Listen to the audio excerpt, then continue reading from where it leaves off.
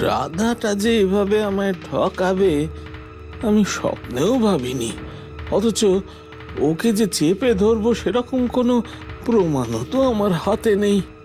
না না, বাড়িতে গিয়ে ঠান্ডা মাথায় একটু ভাবি, ওকে অন্য কোনো উপায়ে জব্দ করতে হবে। রাধা, বলি ও রাধা না, আছো না? আছো তাহলে বাড়িতে? আরে তিন করি, হ্যাঁ আয় আয় আয় আয় আয়, বস বস। বসার সময় নেই রে ভাই, অনেক কাজ। তোর কথা মতো পুরোহিত মশাইয়ের কাছে যেতেই তিনিও নারায়ণ পুজোর কথাই কইলেন এবং বললেন যে পুজোটা আজই নাকি করতে হবে। তা বেশ বেশ বেশ, এ তো খুব ভালো কথা। তিনি আরো বলেছেন আজ বাড়িতে বালক ভোজন করাতে, তাতেই নাকি ওই ব্রহ্মদত্তীর হাত থেকে আমার মুক্তি মিলবে। তাই গোকুলকে নিতে এলাম। গোকুল আজ আমাদের বাড়িতে থাকুক, দুপুরে বালক ভোজন হবে।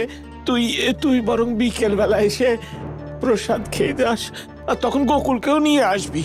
কি মজা কি মজা, বালক ভোজন হবে, বালক ভোজন হবে। আচ্ছা ঠিক আছে ঠিক আছে, যাবি যাবি কোন, তবে কোনো দুষ্টুমি করবি না যেন। ঠিক আছে বাবা। তিন করি, নিয়ে যা তবে গোকুলকে। বালক ভোজন করা তো পুণ্যের ব্যাপার।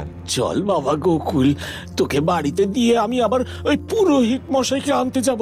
চল চল চল। শোন গোকুল, তুই বাড়িতে ঢুকে পুকুরে স্নান করে নতুন জামা কাপড় পরবি। তোর কাকিমার কাছে সব রাখা আছে, কেমন? ঠিক আছে কাকু। আর শোন, তোকে চুপি চুপি একটা কথা কই। আজ তুই, তোর বন্ধু চন্দন আর তোর কাকিমা তিনজনে মিলে পাশের গাঁয়ে যাত্রা শুনতে যাবি। কাল সকালে আবার ফিরে আসবি। কিন্তু বাবা তো বিকেল বেলায় আমাকে নিতে আসবে। ও, তোর বাবাকে আমি ঠিক সামলে নেব।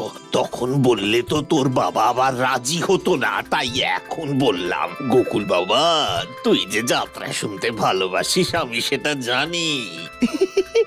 খুব ভালো। উফ, কি যে মজা হচ্ছে।